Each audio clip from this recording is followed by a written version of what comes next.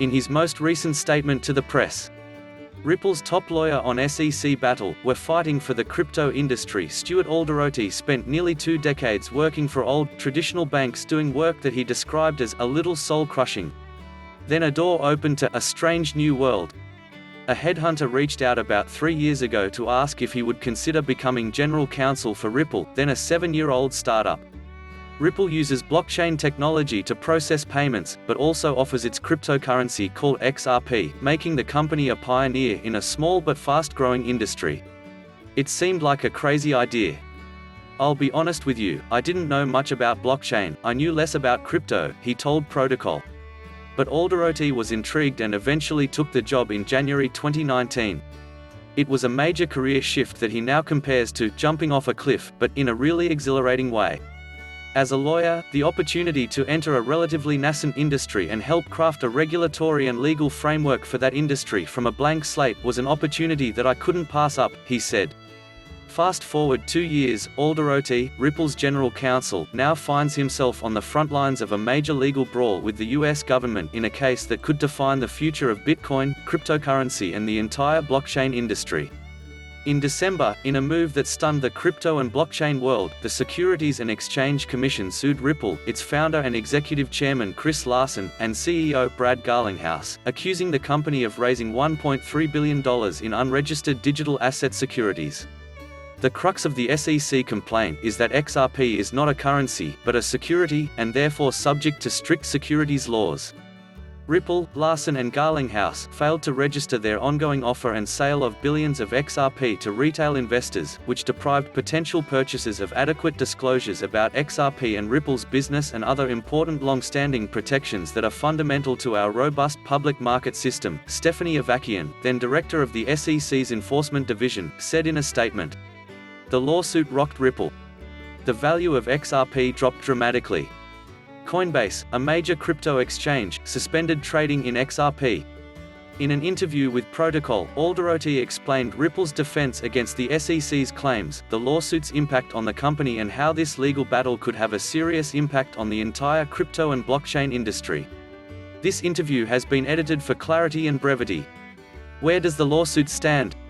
I've read about Ripple's desire to depose a former SEC official, who's just been revealed to be former director William Hinman. One of our defenses in the case is that the SEC failed to give fair notice to market participants about which digital assets they would consider to be what's called investment contracts under the law or, stated even more precisely, how they would go about determining which digital assets would be investment contracts under the law. Not only have they failed to provide fair notice, we believe and we've alleged that they've actually created mass confusion in the marketplace. A person of ordinary intelligence really couldn't figure out what was on the right side of the SEC interpretation and what was on the wrong side of the SEC interpretation. Part of our efforts in defending the lawsuit is to understand how the SEC is thinking about these issues itself internally. Hinman, we believe, was a central actor in creating the narrative for market participants, and actually creating much of the confusion that we still live with today. A key difference that's been cited between XRP and other cryptocurrencies is that Ripple issued 100 billion units of XRP all at once for the Ripple network, unlike Bitcoin and Ether, which are still being created through mining. Therefore, it's more of a security than a currency, the argument goes. How do you respond to that claim? The timeline of that is somewhat important. Prior to Ripple being founded, the XRP ledger was created, and 100 billion units of XRP were created on the ledger. No more will ever be created.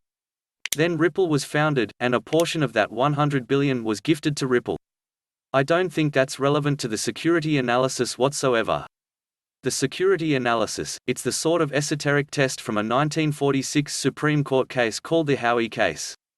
It doesn't matter whether the asset is to be created or is created. What matters is the asset sold as part of an investment contract? And here, the fundamental, simplest way to think about this case and why the SEC is so wrong about this case, is that Ripple never sold XRP as part of a contract for an investment.